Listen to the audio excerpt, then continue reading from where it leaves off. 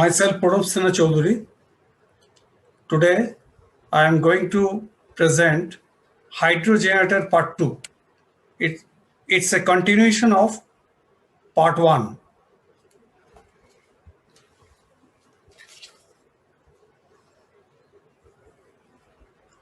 I have given the Part 1 link under the description box. Please refer it for your further assistance. Thank you for continuous support.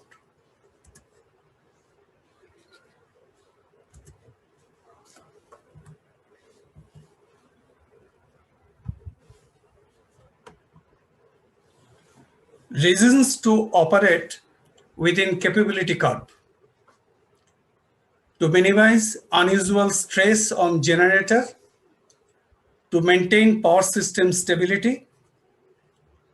Then loss of field when generator is connected to system network. What will happen? Loss of field excitation is one of the vital phenomena which refers to operate the generator beyond its capability curve. Loss of field excitation may cause severe damages to both generator and system network stability. Occurring such phenomena might have been due to one of the underneath faults. A. Open or short circuit in the field circuit. B. Faulty behavior of field breaker. Unexpected opening. C. Loss of excitation relay maloperation. D. An operational error. Or E. A loss of auxiliary power supply. We have seen that the generator capability is confined within the rated MVA, that is output, which represents the generator maximum continuous output in steady state without overheating. It is overheating of the generator.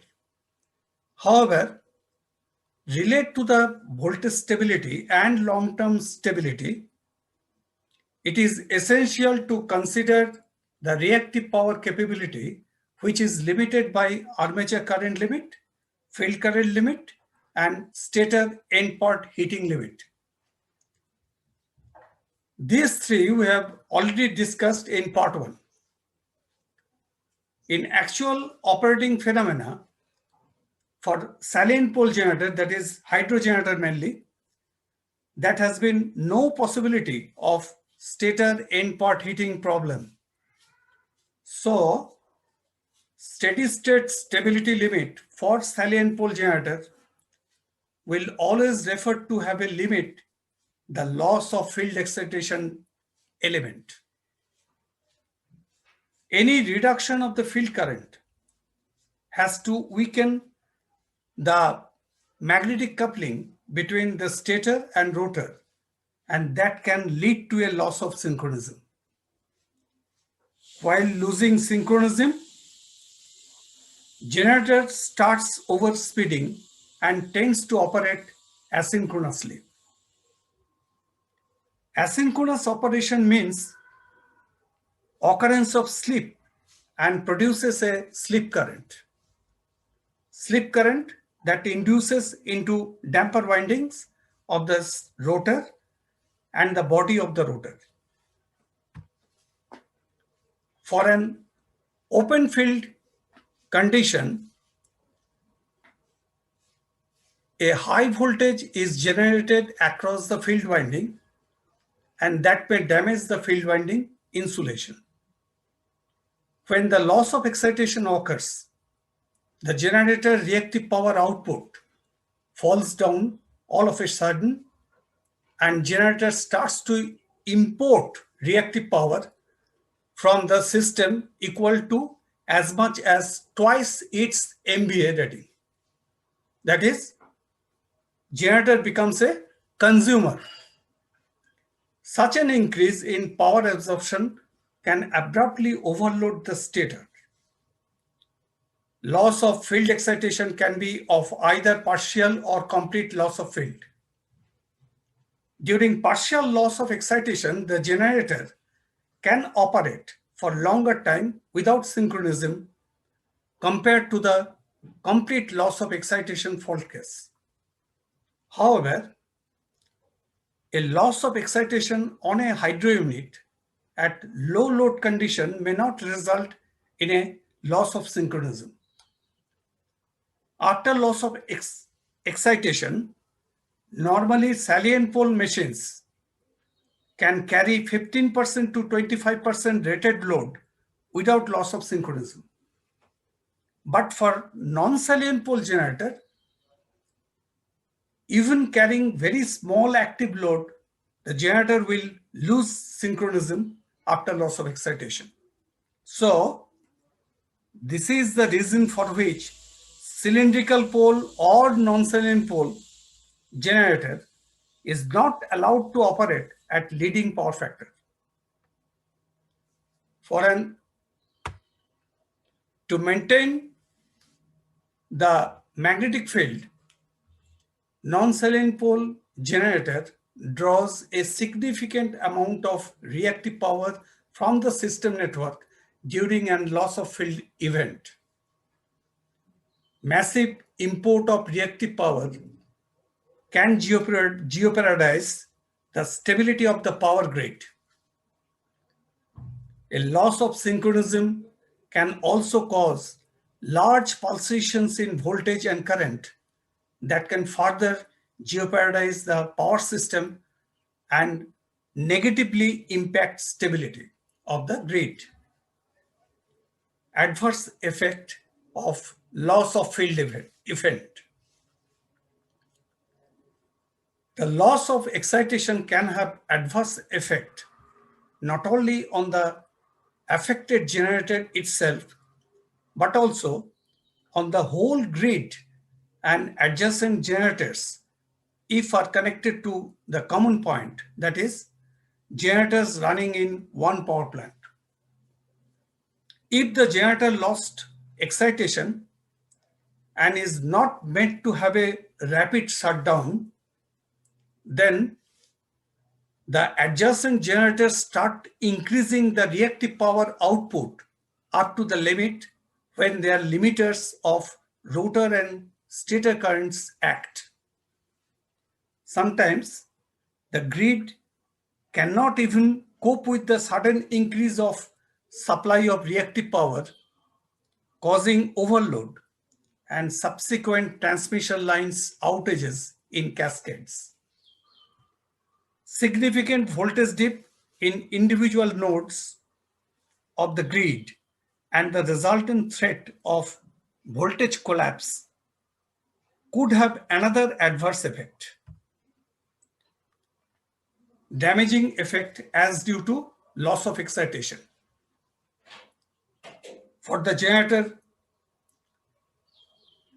rotor slip will develop at the occurrence of loss of field excitation and may cause rotor overheating due to the slip frequency in rotor circuits.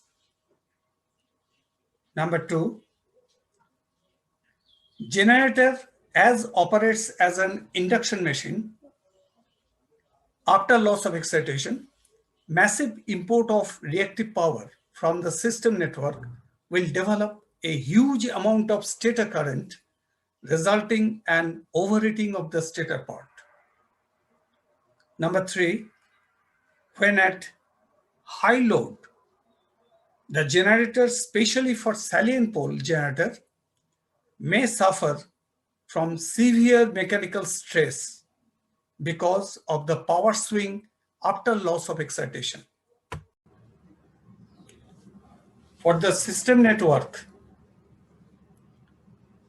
1, at the loss of field excitation, generators starts operating as an induction machine, that is induction motor, and draws reactive power from the system network, resulting a sharp decline of the system voltage. Sometimes collapse of the system network may happen due to have a sudden dip in system voltage. Number two, when any of the generators connected with the system loses its excitation, then the reactive power output of the remaining generators connected at the same network would have been increased.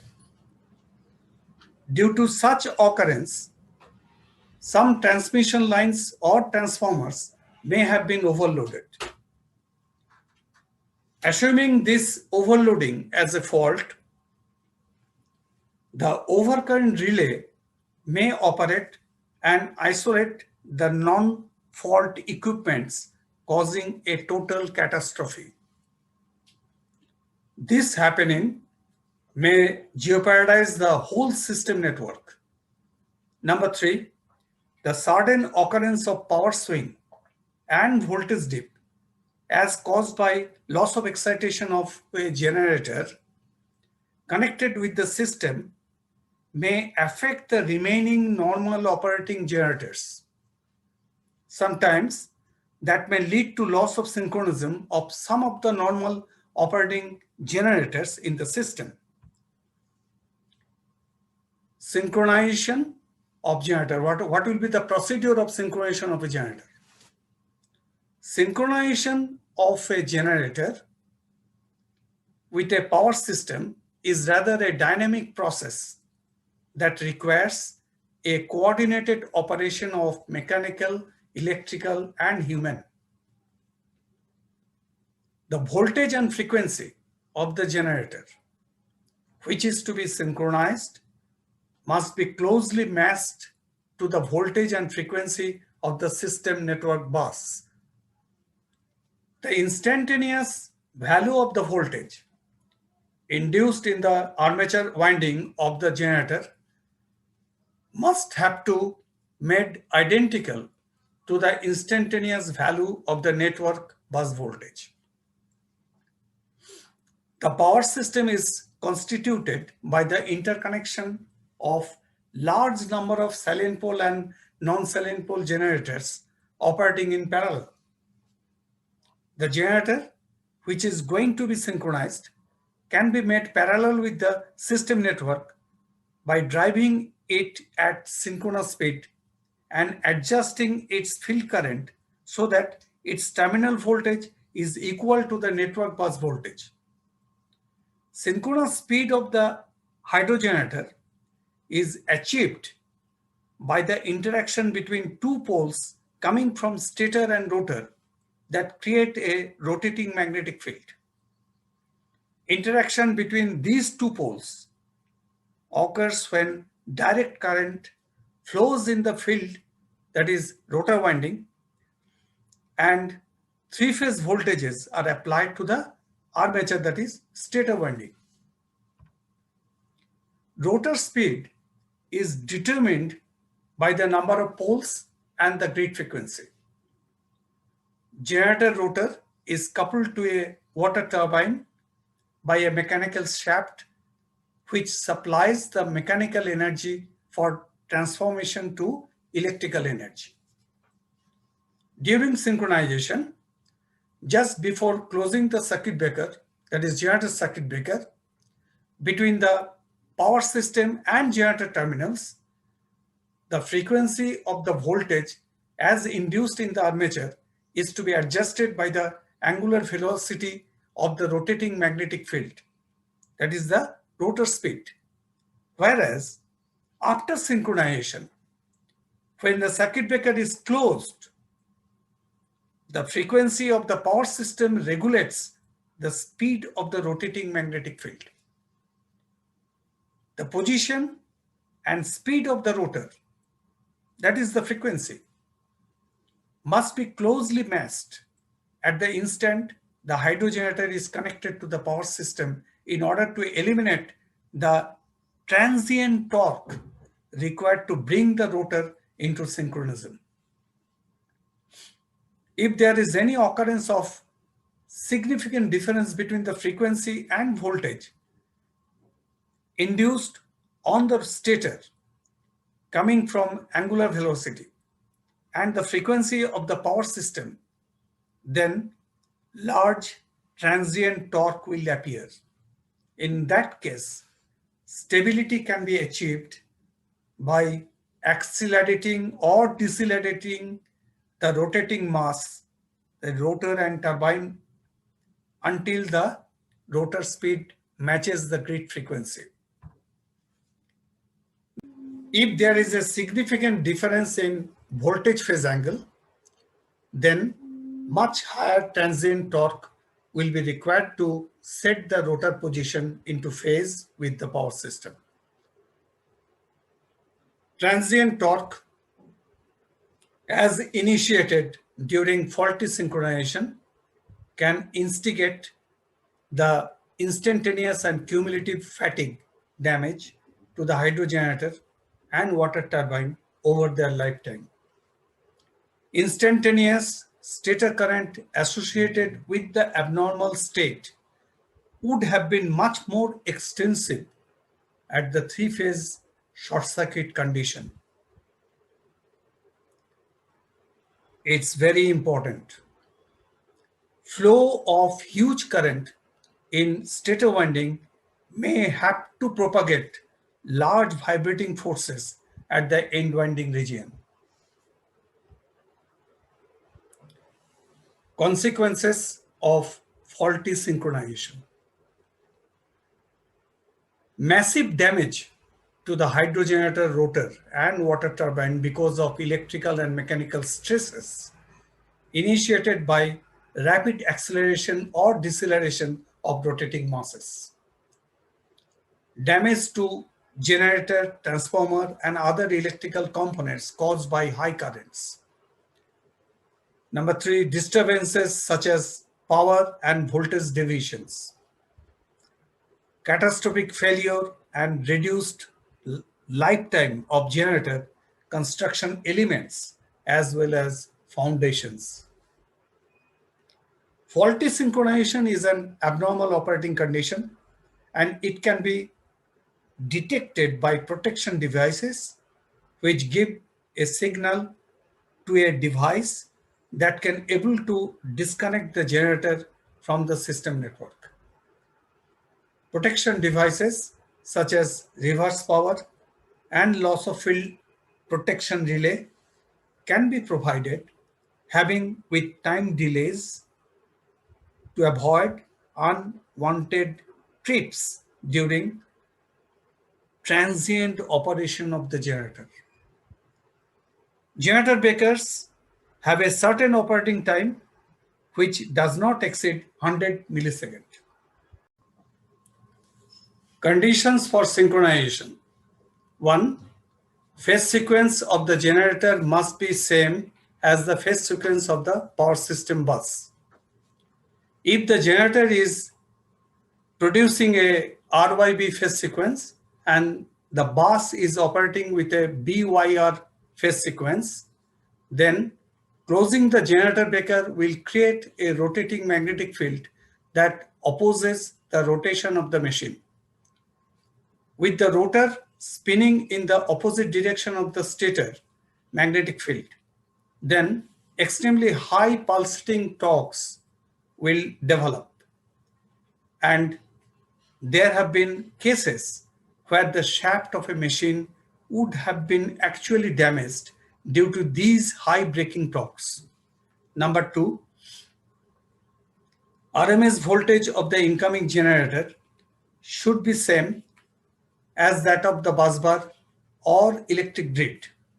If the magnitude of the incoming generator voltage is higher than that of the busbar voltage, then there will be a flow of high reactive power from the generator into the grid. In this situation, if the generator is connected to the grid,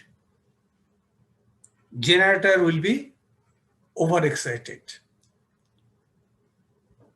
If the magnitude of the incoming generator voltage is lower than that of the busbar voltage, then there will be a flow of high reactive power from the busbar into the generator, that is incoming generator has to absorb the high reactive power from the bus bar. In this situation, if the generator is connected to the grid, generator will be underexcited. Number 3, frequency of incoming generator must be equal to the frequency of the busbar. If the frequency of the two is not closely matched, then there will be a high acceleration and deceleration in the prime mover, oblique rotating masses that increases the transient torque. If the generator breaker were to be accidentally closed when the frequency of the sinusoidal voltage produced by the generator is lower than that of the grid system, then the generator would be out of step with the external electrical system. Generator would behave like motor and the grid would try to bring the generator up to its speed. As the grid would try to enhance the speed of the generator, then the rotor and the stator would be gone to slipping of poles, and that may lead to damage the generator. If the generator breaker is to be accidentally closed when the frequency of the sinusoidal voltage produced by the generator is higher than that of the grid voltage, then the generator would be out of step with the external electrical system. The grid would try to bring the generator up to its speed, that is, try to slow down the generator speed, again resulting in slipping of poles, and that may lead to damage the generator. Number 4, phase angle between the incoming generator voltage and voltage of the busbar should be 0. This is most important parameter of generator synchronization to grid. The angle between the generator voltage and the grid voltage is called phase angle, and it can be between 0 degree and 180 degree. So the generator breaker is to be closed when the phase angle between the generator voltage and the system voltage is as close to a 0 degree angle. The worst case will be if the phase angle is 180 degree, meaning that the generator is exactly out of phase. Synchronizing requirements. Generators should be designed for service having no inspection or repair required after synchronizing within the underneath limiting parameters as per IEEE standard C37.102 TM-1995. Circuit breaker closing angle plus minus 10%. Second, generator voltage relative to system voltage variation 0% to plus 5%. Frequency difference number 3 plus minus 0.067 Hertz. B. Synchronization beyond limits as mentioned above will be considered as faulty synchronization and may generate intense short duration currents and torque that exceed those experienced during certain short circuits. Such type of happening may cause damage to the generator as well as generator transformer. Number C, generators should be so designed that they are capable of coasting down from synchronous speed to a stop mode after being immediately tripped offline following a faulty synchronization. Any generator that has been subjected to a faulty synchronization should be thoroughly inspected for damage and has to be repaired as necessary before being judged fit for service after the incident. Any loosening of stator winding bracing and blocking and any deformation of coupling bolts, couplings, and rotor shaft, etc., if taken place, then would have to be corrected before returning the generator to a service. Even if repairs are made after a severe out-of-phase synchronization, it should also be made aware that any repetition of less severe faulty synchronization may lead to further deterioration of the generator components. Number D. It is to be noted that the most severe faulty synchronization, such as 180-degree or 120-degree out-of-phase synchronization to a system with low reactance to the infinite bus, might have been gone for partial or total rewind of the stator or replacement of the rotor or both. Check synchronizing relay and auto synchronizing equipment need to be set accordingly. Normally, synchronizing closing angle is kept plus minus 7%. Short time volts oblique hertz, that is frequency variations. The OEM, that is original equipment manufacturer, should provide from the consumer end safe operating short time volts oblique hertz capability curve. To avoid possible machine failure, the machine should never be operated above the initiated level of overfluxing. Unless otherwise specified, the curve apply for time intervals of less than 10 minutes. Let's stop here, further to be continued at later stage.